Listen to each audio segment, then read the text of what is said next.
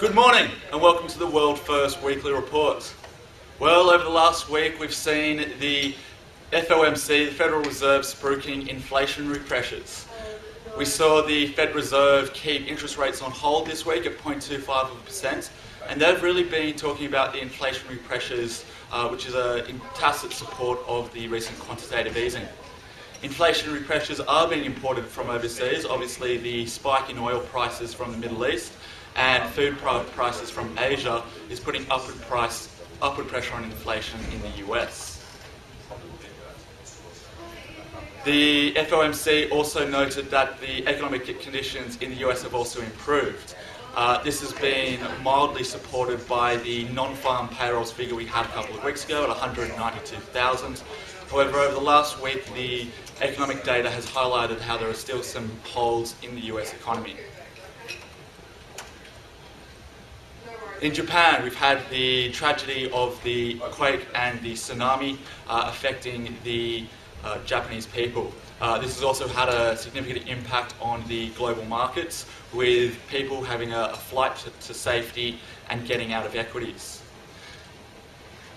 The quake and tsunami obviously wreaked massive damage across the Japanese coast, but they also have had a massive impact on their nuclear facilities, and as a result we've seen a lot of risk appetite come out off the table. We lost 1% on the S&P 500 on Tuesday night, and last night we lost again another 2% off the back of concerns of the fires going on at the Fukushima reactor. Going forward, this is likely to keep equity suppressed, bond prices will continue to increase, and the Aussie dollar has been significantly hammered to the 97 levels as a result.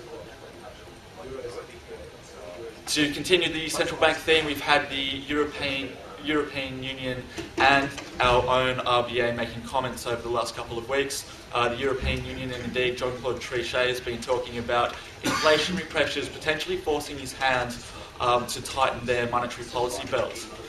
This is despite some significant unemployment in the peripheral countries, and we also saw Spain's debt get downgraded by Moody's this week. There's also a significant amount of fiscal amalgamation that still needs to go on, and so any hike in interest rates there in the near term may be slightly premature. Locally, the RBA have released their meeting minutes.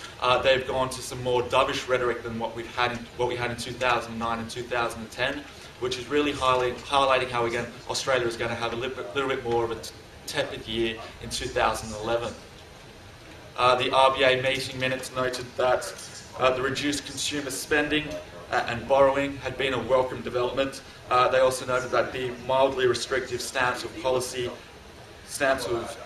continue to be appropriate. So we're unlikely to see an interest rate hike anytime soon, and so we're not going to see huge gains in the Aussie on par in what we saw in 2009 and 2010.